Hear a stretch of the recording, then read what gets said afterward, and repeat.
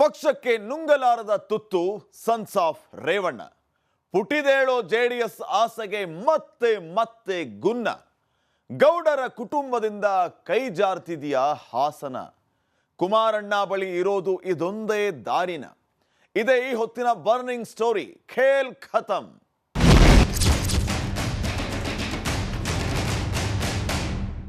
ಅಶ್ಲೀಲ ವಿಡಿಯೋ ಕೇಸ್ನಲ್ಲಿ ಪ್ರಜ್ವಲ್ ರೇವಣ್ಣ ಲಾಕ್ ಆದಂತೆಯೇ ರೇವಣ್ಣ ಕುಟುಂಬಕ್ಕೆ ಅಟ್ಕಾಯಿಸಿಕೊಂಡಿದೆ ಶನಿ. ರೇವಣ್ಣ ಕೂಡ ಜೈಲ್ ಕಂಡು ಬಂದ ಬೆನ್ನಲ್ಲೇ ಅಮ್ಮ ಭವಾನಿ ಜಸ್ಟ್ ಮಿಸ್. ಹೇಗೋ ಬೇಲ್ ಸಿಕ್ಕ ಕಾರಣ ತಪ್ಪಿದೆ ಜೈಲು ವಾಸ. ಇವೆಲ್ಲದರ ಮಧ್ಯೆ ಏಕೋ ಟೈಮ್ ಸರಿ ಇಲ್ಲ ಅಂತ ಎಚ್ಚರದಿಂದ ಇರಬೇಕಾದ ರೇವಣ್ಣರ ಮತ್ತೋರ್ವ ಪುತ್ರ ಡಾಕ್ಟರ್ ಸೂರಜ್ ರೇವಣ್ಣ ಕೂಡ ಸಲಿಂಗ ಕಾಮದ ಆರೋಪದಡಿ ಸೇರಿದ್ದಾರೆ ಜೈಲು. ದೇವೇಗೌಡರ ಗೌರವಕ್ಕೆ ಚ್ಯುತಿ ತಂದಿದ್ದಲ್ಲದೆ ಸಾರ್ವಜನಿಕವಾಗಿ ಮುಜುಗರಕ್ಕೆ ತುತ್ತಾಗಿದೆ ರೇವಣ್ಣ ಅವರ ಎಂಟೈರ್ ಫ್ಯಾಮಿಲಿ. ಈ ಎಡವಟ್ಟುಗಳೇ ರೇವಣ್ಣ ಮತ್ತವರ ಮಕ್ಕಳ ರಾಜಕೀಯ ಭವಿಷ್ಯಕ್ಕೆ ಬರೆದವ ಇತಿಶ್ರೀ. ಪೊಲಿಟಿಕಲಿ ರೇವಣ್ಣ ಕುಟುಂಬ ಆಯ್ತಾ ಫಿನಿಶ್.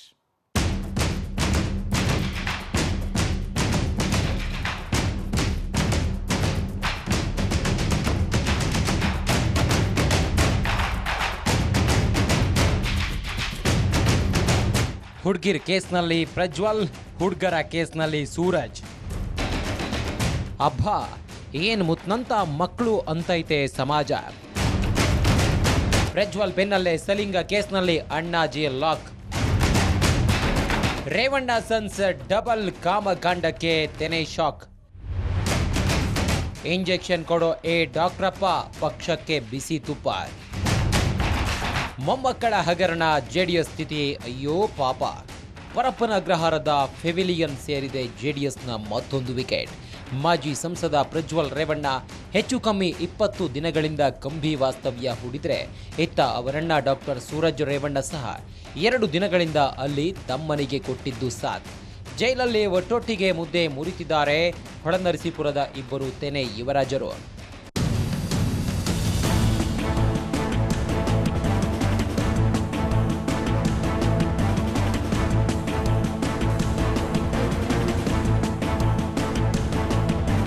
ಒಂದು ಕಾಲದಲ್ಲಿ ಹಾಸನ ಜಿಲ್ಲೆ ಅಂದರೆ ಜೆಡಿಎಸ್ನ ಪಾಳೆಪಟ್ಟು.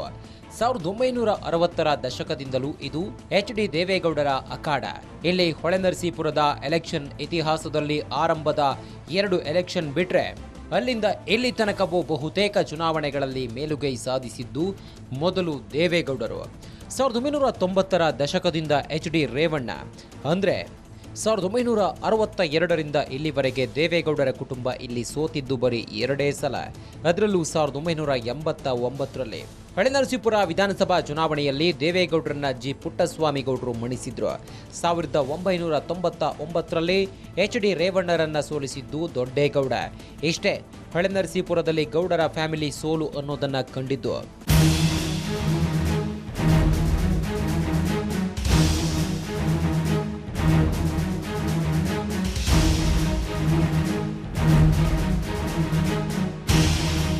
ಹಾಗೆಯೇ ಹಾಸನ ಲೋಕಸಭಾ ಎಲೆಕ್ಷನ್ ವಿಷಯಕ್ಕೆ ಬಂದರೂ ಇಲ್ಲೂ ಬಹುಶಃ ಆಧಿಪತ್ಯ ಸಾಧಿಸಿದ್ದು ಇದೇ ದೇವೇಗೌಡರು.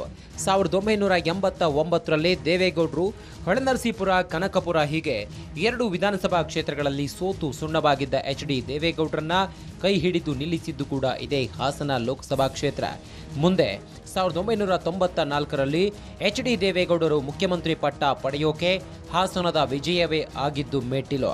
ಯಾಕಂದ್ರೆ ಒಂದೊಮ್ಮೆ ಗೌಡರು ಲೋಕಸಭಾ ಚುನಾವಣೆಯಲ್ಲಿ ದಿಗ್ವಿಜಯ ಸಾಧಿಸದೆ ಇದ್ರೆ ಜನತಾದಳಕ್ಕೆ ಎಂಟ್ರಿ ಸಾಧ್ಯತೆ ಖಂಡಿತ ಕ್ಷೀಣಿಸ್ತಾ ಇತ್ತೇನೋ.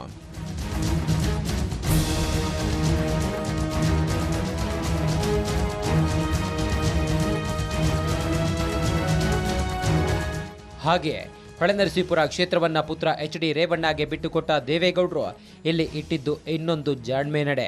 ಅದೇನಂದ್ರೆ, ಯಾವಾಗ ಮತ್ತೋರ್ವ ಪುತ್ರ ಎಚ್.ಡಿ. ಕುಮಾರಸ್ವಾಮಿ ರಾಜಕಾರಣ ಪ್ರವೇಶಕ್ಕೆ ಹಾತೊರೆದ್ರು, ಆಗಲೂ ಗೌಡರು ಮೊದಲು ನೋಟ ಬೀರಿದ್ದು ಎಚ್.ಡಿ. ರೇವಣ್ಣರ ರಾಜಕೀಯ ಭವಿಷ್ಯದ ಕಡೆಗೆ. ಇಲ್ಲಿ ಆಗ್ಲೇ ಕ್ಲಿಯರ್ ಕಟ್ ಮಾಡಿದ ಗೌಡರು ರೇವಣ್ಣರನ್ನ ಹಾಸನಕ್ಕೆ, ಕುಮಾರಸ್ವಾಮಿಯನ್ನ ರಾಮನಗರ ಜಿಲ್ಲೆಗೆ ಅಂತ ಮಾಡಿದ್ದು ಡಿವೈಡ್, ಅರ್ಥಾತ್ ರಾಜಕೀಯ ಬೌಂಡರಿ ಹಂಚಿಕೆ.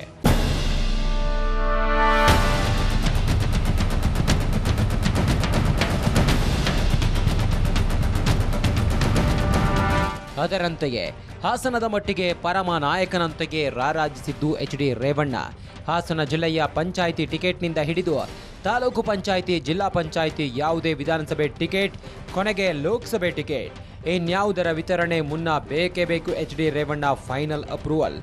ಇದರಂತೆಯೇ ಜಿಲ್ಲೆಯಲ್ಲಿ ಪಂಚಾಯಿತಿ ಮಟ್ಟದಿಂದ ಹಿಡಿದು ಹಾಲಿನ ಡೈರಿ ಎಲೆಕ್ಷನ್ ತನಕವೂ ಎಲ್ಲೆಲ್ಲೂ ಬೆಂಬಲಿಗರ ಪಡೆ ಕಟ್ಟಿಕೊಂಡಿದ್ದು ಕೂಡ ಇದೇ ರೇವಣ್ಣ. ಜಿಲ್ಲಾ ಹಾಲು ಒಕ್ಕೂಟದ ಅಧ್ಯಕ್ಷರಾಗಿಯೂ ದಶಕಗಳಿಂದಲೂ ಎಚ್.ಡಿ. ರೇವಣ್ಣ ಕಂಟಿನ್ಯೂ.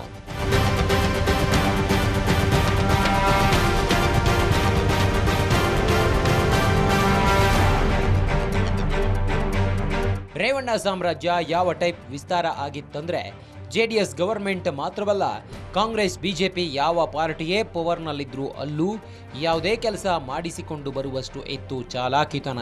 ಹಾಗೆಯೇ ಇಲ್ಲಿ ದೇವೇಗೌಡರು ರಾಷ್ಟ್ರ ರಾಜಕಾರಣದಲ್ಲಿ ಸಕ್ರಿಯರಾದಾಗ, ಅಂದ್ರೆ ಲೋಕಸಭೆ ಸದಸ್ಯರಾಗಿದ್ದಾಗಲೂ ಯಾವುದೇ ಅಭಿವೃದ್ಧಿ ಯೋಜನೆಗಳಿರಲಿ, ಎಂಪಿ ಗ್ರಾಂಟ್ ಇರಲಿ, ದೇಕ ರೇಜಿ ನೋಡಿಕೊಂಡಿದ್ದು ಕೂಡ ಇದೇ ರೇವಣ್ಣ.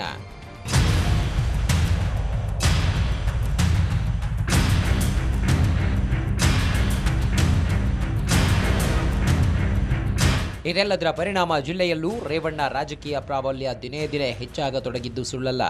ಇದರ ಎಫೆಕ್ಟ್ ಅನ್ನುವಂತೆ ಎಚ್.ಡಿ. ರೇವಣ್ಣ ಸಹ ಹೊಳೆನರಸೀಪುರ ಕ್ಷೇತ್ರದ ಪಾಲಿಗೆ ಪರ್ಮನೆಂಟ್ ಎಂಎಲ್ಎ ಅನ್ನೋ ತನಕ ಸಾಧಿಸಿದ್ದು ಬಿಗಿ ಹಿಡಿತ. ಹಾಸನ ಲೋಕಸಭಾ ಕ್ಷೇತ್ರದಲ್ಲಿ ದೇವೇಗೌಡರು ಸತತವಾಗಿ ಗೆಲ್ಲುತ್ತಾ ಬಂದರೆ ಮಗ ಹೊಳೆನರಸೀಪುರಕ್ಕೆ ಕಿಂಗ್.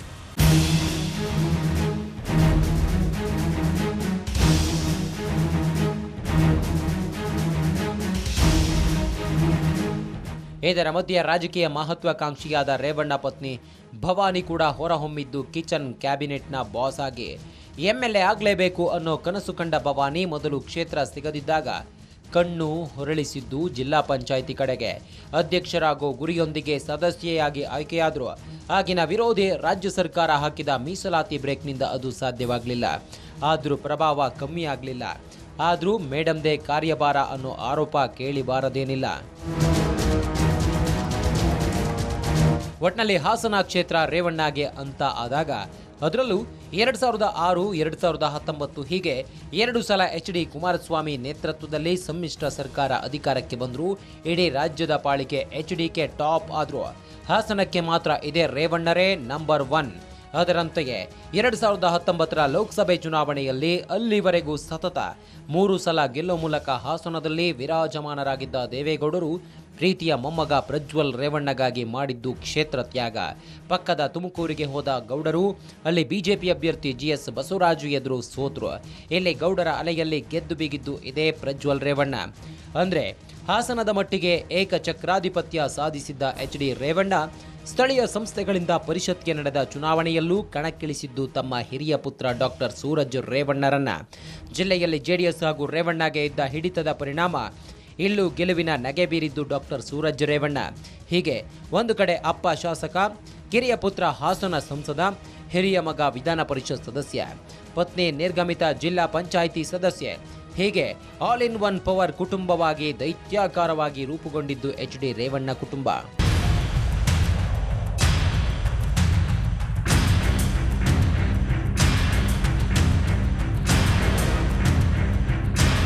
ಹೀಗೆ ಹಾಸನ ಜಿಲ್ಲೆ ಪಂಚಾಯಿತಿ ತಮ್ಮದೇ ಆದ ಪಾರುಪತ್ಯ ಸಾಧಿಸಿದ ರೇವಣ್ಣ ಪರಿವಾರ ನಡೆಸಿದ್ದು ವೈಭವೋಪೇತ ಜೀವನ. ಸದಾ ಒಂದಿಲ್ಲ ಒಂದು ಅಧಿಕಾರ. ಹೀಗೆ ರೇವಣ್ಣ ಕುಟುಂಬ ಕೆಲವೇ ಸಮಯದಲ್ಲಿ ರಾಜ್ಯದ ಪಾಲಿಗೆ ಬದಲಾಗಿದ್ದು ವಿಲನ್ ಆಗಿ. ಯಾವಾಗ ಕಳೆದ ಲೋಕಸಭಾ ಚುನಾವಣೆ ಹೊಸ್ತಿಲಿನಲ್ಲಿ ಹಾಸನದಾದ್ಯಂತ ಕಂಡುಬಂದ ಪೆನ್ ಡ್ರೈವ್ ಇಡೀ ಕುಟುಂಬಕ್ಕೆ ಮಾರಕ ಆಗಿದ್ದು, ಇದಾಗಿದ್ದೇ ತಡ ಇಡೀ ದೇಶದಲ್ಲಿ ತಮ್ಮದೇ ಆದ ಚಾಪು ಮೂಡಿಸಿದ್ದ ಮಣ್ಣಿನ ಮಗ ಎಚ್.ಡಿ. ದೇವೇಗೌಡರಿಗೆ ತಲೆ ಎತ್ತಲಾರದ ಸ್ಥಿತಿ. ಯಾವಾಗ ಮೊಮ್ಮಗನಿಗಾಗಿ ತಮ್ಮ ರಾಜಕೀಯ ಜೀವನವನ್ನೇ ಪಣಕ್ಕಿಟ್ರೋ ಅದೇ ಮೊಮ್ಮಗ ತಾತನ ಗೌರವಕ್ಕೆ ಬಳಿದಿದ್ದು ಮಸಿ.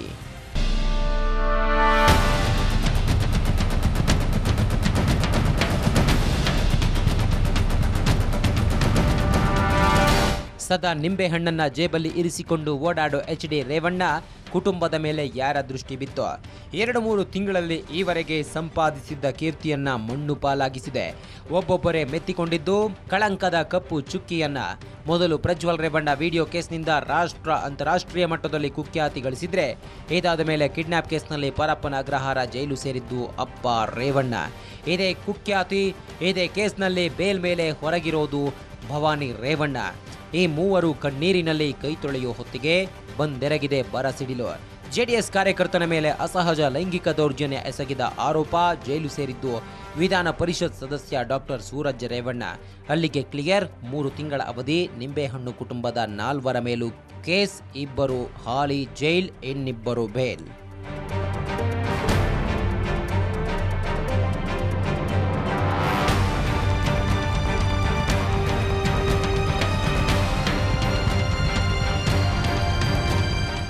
ದಶಕಗಳ ಕಾಲ ರಾಜಕೀಯ ಅಮಲಲ್ಲಿದ್ದ ರೇವಣ್ಣ ಕುಟುಂಬಕ್ಕಾಗಿದೆ ಮಾಡಿದ್ದುಣ್ಣೋ ಮಹಾರಾಯ ಪರಿಸ್ಥಿತಿ. ಇದರಿಂದ JDSಗೂ ಆದ ಲಾಸ್ ಅಷ್ಟಿಷ್ಟಲ್ಲ. ಇದರಿಂದ ಹೊರಬರೋಕೆ JDS ಬಳಿ ಇರುವಂತಹ ದಾರಿ ಏನು? HD ರೇವಣ್ಣ ಹಿಟ್ ವಿಕೆಟ್ನಿಂದಾಗಿ ಪರಿತಪಿಸುವಂತಾಗಿದೆ ಇಡೀ ದೇವೇಗೌಡರ ಕುಟುಂಬ, ಜೊತೆಗೆ JDS ಕೂಡ. ಇಲ್ಲಿ ರೇವಣ್ಣ ಪುತ್ರರು ಮಾಡಿರುವಂತಹ ಘನಂದಾರಿ ಕಾರ್ಯದಿಂದ ತಲೆ ಎತ್ತದಂತಾಗಿದೆ JDSನ ಪಡೆ. ಹಾಗಿದ್ರೆ ರಾಜಕೀಯ ಹಾದಿ ಎಷ್ಟು ಸುಗಮ? ಭವಿಷ್ಯದ ಲೆಕ್ಕ ಏನು? ಹಾಸನದಲ್ಲಿ JDSನ ಕಥೆ ಏನು? ಇದೇ ಈಗ ಸಖತ್ ಇಂಟ್ರೆಸ್ಟಿಂಗ್ ಅನ್ಸೋದು. JDS ಭವಿಷ್ಯಕ್ಕೆ ಮುಳ್ಳಾದರೆ ರೇವಣ್ಣ ಮಕ್ಕಳು. ಧೂಳಿನಿಂದ ಮೇಲೆದ್ದು ಬರೋಕೆ ಗೌಡರು ಸಜ್ಜು. ಹಾಸನದಲ್ಲಿ HDK damage control. Revanna and sons political chapter the end. ರಾಷ್ಟ್ರೀಯ ಪಾರ್ಟಿಗಳಾದ ಕಾಂಗ್ರೆಸ್, ಬಿಜೆಪಿ ಫೋರ್ಸ್ನಲ್ಲಿ ಸಿಕ್ಕಿ ಅಪ್ಪಚ್ಚಿಯಾಗೋ ಹಂತದಲ್ಲಿದ್ದ JDS ಅನ್ನ ಕಷ್ಟಪಟ್ಟು ಕಟ್ಟಿ ಬೆಳೆಸಿದ್ದು HD ದೇವೇಗೌಡರು. ಹಾಗೆಯೇ ಹಗಲಿರುಳು ಕಾಲಿಗೆ ಚಕ್ರ ಹಾಕಿಕೊಂಡಂತೆ ಸುತ್ತಿದ HD ಕುಮಾರಸ್ವಾಮಿ ಎಂಟೈರ್ ರಾಜ್ಯ ಮಟ್ಟದಲ್ಲಿ ಅಲ್ಲದಿದ್ರು ಅಟ್ಲೀಸ್ಟ್ ಹಳೆ ಮೈಸೂರು ಭಾಗದಲ್ಲಾದರೂ ಪವರ್ಫುಲ್ ಆಗಿ ನಿಂತಿದ್ದು ಜಾತ್ಯತೀತ ಜನತಾದಳ.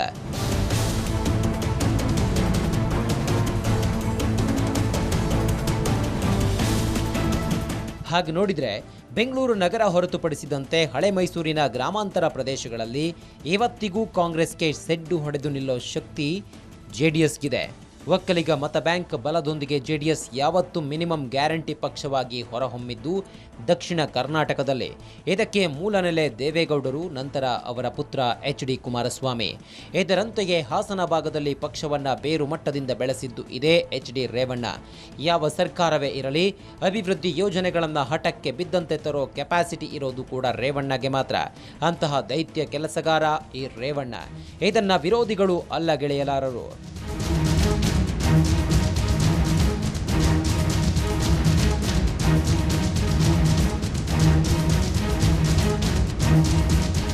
ಇಂತಿಪ್ಪ HD ರೇವಣ್ಣ ಮಾನ ಈಗ 3 ಕಾಸಿಗೆ ಹರಾಜಾಗಿದೆ. ಮಕ್ಕಳಿಬ್ಬರ ಅಸಹ್ಯಕರ ಚಟಗಳಿಂದಾಗಿ ಇಡೀ ಕುಟುಂಬವೇ ತಲೆ ತಗ್ಗಿಸಿ ನಿಂತಿದೆ. ಒಂದು ಕಾಲದಲ್ಲಿ ಮೆರೆದ ಇಡೀ HD ರೇವಣ್ಣ ಕುಟುಂಬ ಈಗ ಜನರ ಮನಸ್ಸಿನಲ್ಲಾಗಿದ್ದು ತೃಣ ಸಮಾನ. ಇಲ್ಲಿವರೆಗೂ ರಿಪಬ್ಲಿಕ್ ಆಫ್ ಹಾಸನ ಎಂಬಂತಾಗಿದೆ ಮಲೆನಾಡಿನ ಈ ಜಿಲ್ಲೆ. ಈಗ ಇವರ ಹಿಡಿತದಿಂದ ಮುಕ್ತಿ ಪಡಿತಾ ಇದೆಯಾ? ಇಂಥ ಅಭಿಪ್ರಾಯವು ಜನಸಾಮಾನ್ಯರಲ್ಲಿ ನಿಧಾನವಾಗಿ ಮೇಳೈಸ್ತಾ ಇದೆ. ಯಾಕಂದ್ರೆ ಈಗ ಮೊದಲಿನಷ್ಟು ಸುಲಭವಾಗಿಲ್ಲ HD ರೇವಣ್ಣರ ಜಬರ್ದಸ್ತ್ ರಾಜಕಾರಣ. ಇನ್ನು ಹಾಸನದ ರಾಜಕೀಯವನ್ನ ನೋಡೋದಾದ್ರೆ, ಹಾಸನದ ರಾಜಕೀಯದಲ್ಲಿ ಅದರಲ್ಲೂ JDSನಲ್ಲಿ ತನ್ನದೇ ಆದ ಹಿಡಿತವನ್ನು ಹೊಂದಿದ್ದಂತಹ HD ರೇವಣ್ಣ ಅವರ ಫ್ಯಾಮಿಲಿಗೆ ಈಗ ದೊಡ್ಡ ಸಂಕಷ್ಟವೇ ಎದುರಾಗಿದೆ ಅಂತ ಹೇಳ್ಬೋದಾಗಿದೆ. ಒಂದು ಕಡೆ ಇದು ರಾಜಕೀಯವಾಗಿ ಸಾಕಷ್ಟು ಪೆಟ್ಟನ್ನು ಅವರಿಗೆ ನೀಡಿದೆ ಅನ್ನೋದರಲ್ಲಿ ಯಾವುದೇ ಎರಡು ಮಾತಿಲ್ಲ. ಇನ್ನೊಂದು ಕಡೆ ನೋಡೋದಾದರೆ ಹಾಸನದ ಅಭಿವೃದ್ಧಿ ವಿಚಾರ ಬಂದರೆ, ಹಾಸನದ ಹಿಮ್ಸ್ ಆಸ್ಪತ್ರೆ ಇರ್ಬೋದು, ಹಾಸನದ ಬಸ್ ನಿಲ್ದಾಣ ಇರ್ಬೋದು, ಈ ಥರ ಯಾವುದೇ ಅಭಿವೃದ್ಧಿ ಕಾರ್ಯಗಳಲ್ಲೂ ಕೂಡ ರೇವಣ್ಣನವರ ಕೊಡುಗೆ ಇದ್ದರೂ ಕೂಡ ಅವೆಲ್ಲವೂ ಕೂಡ ಈಗ ಪ್ರಜ್ವಲ್ ರೇವಣ್ಣ ಪ್ರಕರಣ ಇರ್ಬೋದು ಅಥವಾ ಸೂರಜ್ ರೇವಣ್ಣನವರ ಪ್ರಕರಣ ಇರ್ಬೋದು, ಈ ಪ್ರಕರಣಗಳ ಜಂಜಾಟದಲ್ಲಿ ಅವೆಲ್ಲವೂ ಒಂದು ರೀತಿ ಮಂಕಾಗಿದೆ ಅಂತ ಹೇಳ್ಬೋದಾಗಿದೆ. ಇದೆಲ್ಲದರಿಂದ ಹೇಗೆ ಈಗ HD ರೇವಣ್ಣನವರ ಕುಟುಂಬ ಸುಧಾರಿಸ್ಕೊಳ್ಳುತ್ತೆ ಅನ್ನೋದೇ ಒಂದು ಯಕ್ಷ ಪ್ರಶ್ನೆ ಆಗಿದೆ ಅಂತ ಹೇಳ್ಬೋದಾಗಿದೆ. ಹಾಗೆ ನೋಡಿದರೆ ಈ ಕೇಸು, ಶಿಕ್ಷೆ ಇವೆಲ್ಲವೂ ಕಾನೂನಿನ ಲೆಕ್ಕ. ಇಲ್ಲಿ ಪ್ರತಿ ತೀರ್ಪಿಗೆ ಆಧಾರ, ಸಾಕ್ಷ್ಯಾಧಾರ. ಇಲ್ಲಿ ಏನೇ ಆಗಲಿ ಇದನ್ನು ಮೀರಿದೆಯಲ್ಲ ಜನರ ಲೆಕ್ಕ, ಇನ್ನೊಂದಿದೆಯಲ್ಲ ಜನರ ಕೋರ್ಟು ಅಂದರೆ ಜನತಾ ನ್ಯಾಯಾಲಯ. ಅಲ್ಲಿ ಖಂಡಿತ ರೇವಣ್ಣ ಫ್ಯಾಮಿಲಿ ತಪ್ಪು ಮಾಡಿದರೆ ಇಲ್ಲವೇ ಇಲ್ಲ ಉಳಿಗಾಲ. ಈಗಾಗಲೇ ಪ್ರಜ್ವಲ್ ಕಾಮಕಾಂಡದ ಬಗ್ಗೆ ಇಡೀ ಜಿಲ್ಲೆ ಚೀತು ಅಂತಿದೆ. ಪರಮ JDS ಕಾರ್ಯಕರ್ತರಲ್ಲೂ ಇದೇ ಗೊಣಗಾಟ. ಜನರ ಎಲ್ಲ ಕ್ವಶನ್ಗಳಿಗೆ ಇಲ್ಲಿ ಆನ್ಸರ್ ಇಲ್ಲ.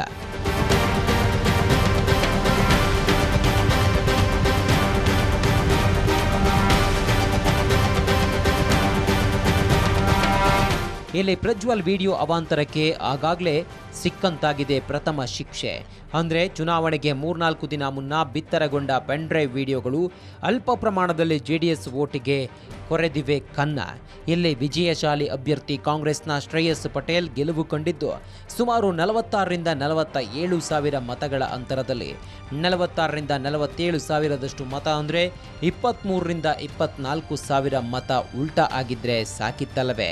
ಇಲ್ಲಿ ಇಷ್ಟು ಮತಗಳು ಕಮ್ಮಿ ಆಗಿದೆ ಅಂತ ಭಾವಿಸಿದ್ರು ಇವೇ ಪ್ರಜ್ವಲ್ ರೇವಣ್ಣ ಸೋಲಿಗೆ ಮೂಲ ಆಗಿ ಪರಿಣಮಿಸಿದ್ದು.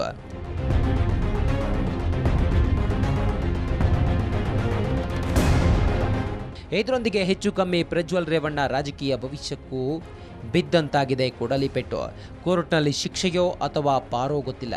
ಆದರೆ ರಾಜಕೀಯವಾಗಿ ಪ್ರಜ್ವಲ್ಗೆ ಈಗ ಕೊಟ್ಟ ಹೊಡೆತ ಅಂತಿಂತದ್ದಲ್ಲ. ಜನರ ಎದುರು ಮುಖ ತೋರಿಸೋಕೆ ಕೂಡ ಕಸಿವಿಸಿ, ಹೆಂಗಸರ ಎದುರು ನಿಲ್ಲೋಕೆ ಕೂಡ ಕಷ್ಟ. ಅಂದರೆ ಅಲ್ಲಿಗೆ ಪ್ರಜ್ವಲ್ ರೇವಣ್ಣ ಪೊಲಿಟಿಕಲ್ ಆಟ ಅಟ್ಲೀಸ್ಟ್ 10 ವರ್ಷವಾದರೂ ಬಂದ್.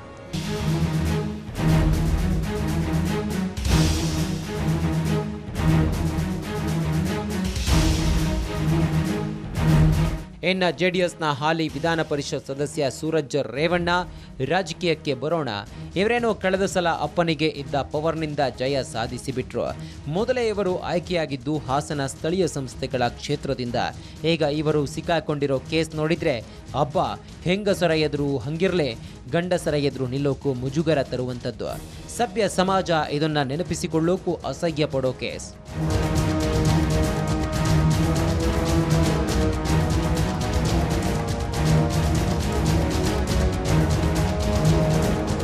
ಅಂಥದ್ರಲ್ಲಿ ಇವರು ಮುಂದಿನ ಸಲ ಪುನರಾಯ್ಕೆ ಬಯಸೋ ಚಾನ್ಸು ದೂರದ ಮಾತು. ಅಲ್ಲಿಗೆ ಡಾಕ್ಟರ್ ಸೂರಜ್ ರೇವಣ್ಣ ರಾಜಕಾರಣವೂ ಅಲ್ಲಿಗೆ ಕ್ಲೋಸ್. ಹಾಗೆಯೇ HD ರೇವಣ್ಣ ವಿಚಾರಕ್ಕೆ ಬಂದರೆ ಇವರು ಹೊಳೆನರಸೀಪುರದಲ್ಲಿ ಈ ಸಲ ಗೆಲ್ಲೋಕೆ ಕುಡಿದಿದ್ದು 7 ಕೆರೆ ನೀರು. ಎದುರಾಳಿ ಕಾಂಗ್ರೆಸ್ ಅಭ್ಯರ್ಥಿಯಾಗಿದ್ದ ಶ್ರೇಯಸ್ ಪಟೇಲ್ ಗೆಲುವಿನಂಚಿಗೆ ಬಂದು ಸೋತಿದ್ದು. ಈ ಹಿಂದೆ ಸಾಕಷ್ಟು ಲೀಡ್ನಿಂದ ಆರಿಸಿ ಬರುತ್ತಿದ್ದ ರೇವಣ್ಣ ತಮ್ಮ ಚುನಾವಣಾ ಜೀವನದಲ್ಲೇ ಮೊದಲ ಬಾರಿಗೆ ಎದುರಿಸಿದ್ದು ಈ ಪಾಟಿ ಪೈಪೋಟಿ. ಅಂದರೆ ಇಲ್ಲೂ ಹುಲಿಯಂತಾಗಿದ್ದಾರೆ G ಪುಟ್ಟಸ್ವಾಮಿ ಗೌಡರ ಮೊಮ್ಮಗನೂ ಆದ ಶ್ರೇಯಸ್.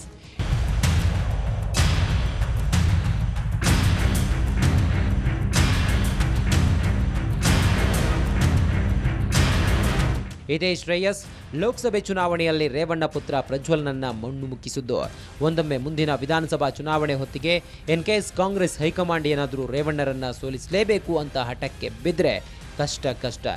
ಅದೇ ಹಾಲಿ ಸಂಸದ ಶ್ರೇಯಸ್ ಪಟೇಲ್ರನ್ನ ಮತ್ತೆ ಹೊಳೆನರಸೀಪುರದಿಂದ ಕಾಂಗ್ರೆಸ್ ಅಭ್ಯರ್ಥಿ ಮಾಡಿದರೆ ಅಲ್ಲಿಗೆ HD ರೇವಣ್ಣ ಕಥೆಯೂ ತಕ್ಕ ಧಿಮಿತ.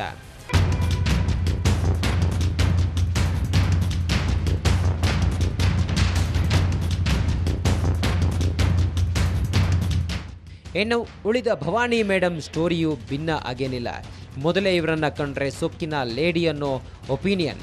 ಕಾರ್ ಆಕ್ಸಿಡೆಂಟ್ ಆದ್ಮೇಲಂತೂ ಇವರ ಪಾಪ್ಯುಲಾರಿಟಿಯು ಪಾತಾಳಕ್ಕೆ ಕುಸಿದಿದೆ. ಕಿಡ್ನ್ಯಾಪ್ ಕೇಸ್ನಲ್ಲಿ ಆರೋಪಿ ಕೂಡ ಆಗಿರೋದ್ರಿಂದ ಇವರು ಯಾವಾಗ ಬಂಧನ ಆಗ್ತಾರೋ ಅನ್ನೋದನ್ನ ಹೇಳೋಕ್ಕಾಗಲ್ಲ. ಸದ್ಯ ಜಾಮೀನಿನ ಮೇಲಿದ್ರೂ ಅದು ಎಷ್ಟು ದಿನ ಅಂತ ಪಕ್ಕಾ ಆಗಿ ಗೆಸ್ ಮಾಡೋಕ್ಕಾಗಲ್ಲ.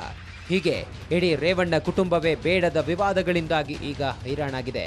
ಮಕ್ಕಳಿಬ್ಬರ ಕಾಮಕಾಂಡ ಎಂಥವರಲ್ಲೂ ರೇಜಿಗೆ ಮೂಡಿಸಿದೆ. ಇಷ್ಟಿದ್ರೂ ಇವರೆಲ್ಲ ಯಾವ ಮುಖ ಇಟ್ಕೊಂಡು ಚುನಾವಣೆಗೆ ಹೋಗುತ್ತಾರೆ ಅನ್ನೋ ಪ್ರಶ್ನೆಯೂ ಬಹುತೇಕರಲ್ಲಿ ಉದ್ಭವಿಸಿದೆ. ಹಾಸನಕ್ಕೆ HD ಕುಮಾರಸ್ವಾಮಿ ರೀ ಎಂಟ್ರಿ. ಇನ್ನೊಂದೆಡೆ ಮಂಡ್ಯದಲ್ಲಿ ದಿಗ್ವಿಜಯ ಸಾಧಿಸಿದ HD ಕುಮಾರಸ್ವಾಮಿಗೆ ಈಗ ಕೇಂದ್ರದಲ್ಲಿ ಉತ್ತಮ ಖಾತೆಗಳು ಸಿಕ್ಕಿವೆ. ಈಗ ಪಕ್ಷವನ್ನ ಮತ್ತೆ ಬೇರು ಮಟ್ಟದಿಂದ ಮೇಲೆತ್ತಬೇಕು ಅಂತ ಟೊಂಕ ಕಟ್ಟಿ HDK ನಿಂತಿದ್ದಾರೆ. ಸ್ವಲ್ಪ ಮಟ್ಟಿಗೆ ಹಿನ್ನಡೆ ತಂದಿದ್ದು ಅಣ್ಣ ರೇವಣ್ಣ ಕುಟುಂಬದ ಕಾಮಲೀಲೆ. ಪ್ರಜ್ವಲ್ ವಿಡಿಯೋಗಳನ್ನೇ ಸಮರ್ಥಿಸಿಕೊಳ್ಳಲಾರದಷ್ಟು ಹೇಸಿಗೆ ಮೂಡಿಸೋ ಹೊತ್ತಿಗೆ ಈಗ ಸೂರಜಪ್ಪನ ಆಟಗಳನ್ನಂತೂ ಸಹಿಸೋಕೆ ಅಸಾಧ್ಯ. ಈಗ ಪಕ್ಷದ ಪರಿಷತ್ ಸದಸ್ಯನೂ ಆದ ಸೂರಜ್ನಲ್ಲೂ ಪಕ್ಷ ಅಮಾನತು ಮಾಡುತ್ತಾ ಇಲ್ವೋ ಅನ್ನೋದಕ್ಕಿಂತ ಮುಖ್ಯವಾಗಿ ಹಾಸನದಲ್ಲಿ ಪಕ್ಷದ ಭವಿಷ್ಯವು HDKಯಲ್ಲಿ ಹುಟ್ಟು ಹಾಕಿದೆ ಚಿಂತೆ. ಈಗ ಡ್ಯಾಮೇಜ್ ಕಂಟ್ರೋಲ್ ಮಾಡೋಕೆ ಪಕ್ಷಕ್ಕೆ ಬೂಸ್ಟರ್ ಡೋಸ್ ಕೊಡೋಕೆ ಉಳಿದ ಒಂದೇ ಒಂದು ದಾರಿ ಅಂದರೆ ಹಾಸನಕ್ಕೆ ಎಂಟ್ರಿ. ಕಳೆದ ವಿಧಾನಸಭೆ ಎಲೆಕ್ಷನ್ನಲ್ಲಿ ಭವಾನಿ ಹಾಸನಕ್ಕೆ ಟಿಕೆಟ್ ಬೇಕು ಅಂತ ಪಟ್ಟು ಹಿಡಿದಾಗ ಆಗಲೇ ಮೊದಲ ಸಲ ಮಧ್ಯ ಪ್ರವೇಶಿಸಿದ್ದ HDK ಸ್ವರೂಪ್ ಪ್ರಕಾಶ್ಗೆ ಅವಕಾಶ ಕೊಟ್ಟಿದ್ದು ಹಳೆ ಕತೆ.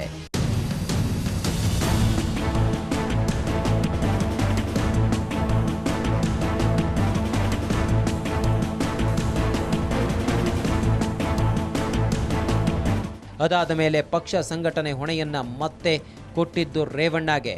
ಈಗ ರೇವಣ್ಣ ಕುಟುಂಬವನ್ನ ಸಾಧ್ಯವಾದಷ್ಟು ಅವಾಯ್ಡ್ ಮಾಡದಿದ್ರೆ ಪಕ್ಷಕ್ಕೆ ಏಟು ಖಚಿತ. ಹೀಗಾಗಿ ಪಕ್ಷದ ಭದ್ರಕೋಟೆ ಹಾಸನ ಉಳಿಸಿಕೊಳ್ಳಲೇಬೇಕಾದ ಅನಿವಾರ್ಯತೆಯಲ್ಲಿರೋ HDK ಕೊನೆಗೆ ತಾವೇ ಅಲ್ಲಿನ ಚುಕ್ಕಾಣಿ ಹಿಡಿಯೋ ಲೆಕ್ಕದಲ್ಲಿದ್ದಾರೆ. ತಾವು ಹಾಗೂ ಪುತ್ರ ನಿಖಿಲ್ ಅಲ್ಲಿ ಪಕ್ಷ ಸಂಘಟನೆಗಾಗಿ ಅಖಾಡಕ್ಕೆ ಧುಮುಕೋ ಎಲ್ಲ ಸಂಭಾವ್ಯತೆಯೂ ಇದೆ.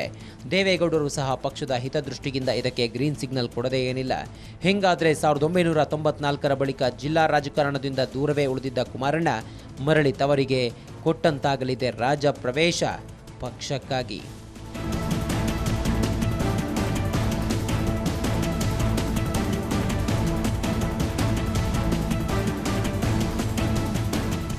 ಅಧಿಕಾರದ ಅಹಂ ನೆತ್ತಿಗೇರಿದಾಗ ಕುರುಡಾಗುತ್ತೆ ಕಣ್ಣು. ಇದಕ್ಕೆ ಕ್ಲಿಯರ್ ಎಕ್ಸಾಂಪಲ್ ಆಗಿ ನಿಂತಿದೆ ರೇವಣ್ಣ ಅವರ ಕುಟುಂಬ. ಇವರಿಂದಾಗಿ ಮಾಜಿ ಪ್ರಧಾನಿ ದೇವೇಗೌಡರ ಘನತೆಗೂ ಅಗೌರವ, ಮಾಜಿ ಸಿಎಂ ಕುಮಾರಸ್ವಾಮಿ ಅವರಿಗೂ ಕಸಿವಿಸಿ, ಜೊತೆಗೆ ಎಲ್ಲದಕ್ಕಿಂತ ಹೆಚ್ಚಾಗಿ JDSನ ನಿಷ್ಠಾವಂತ ಕಾರ್ಯಕರ್ತರ ಪಡೆಗೂ ಗೊಂದಲಕಾರಿ ಸ್ಥಿತಿ. ಜನರ ಪ್ರಶ್ನೆಗಳಿಗೆ ಉತ್ತರ ಕೊಡೋ ಮಟ್ಟದಲ್ಲಿಲ್ಲ ಕಾರ್ಯಕರ್ತರು. ಹೀಗಾಗಿ JDSಗೆ ಮುಂದಿನ ದಿನಗಳಲ್ಲಿ ಪಕ್ಷ ಸಂಘಟನೆ ಸುಲಭದ ಮಾತಂತೂ ಅಲ್ವೇ ಅಲ್ಲ. ಇದಾಗಿತ್ತು ಈ ಹೊತ್ತಿನ ಬರ್ನಿಂಗ್ ಸ್ಟೋರಿ ವಿಶೇಷ. ನೋಡ್ತಾ ಇರಿ ರಿಪಬ್ಲಿಕ್ ಕನ್ನಡ, ಇದು ನಿಮ್ಮ ಧ್ವನಿ.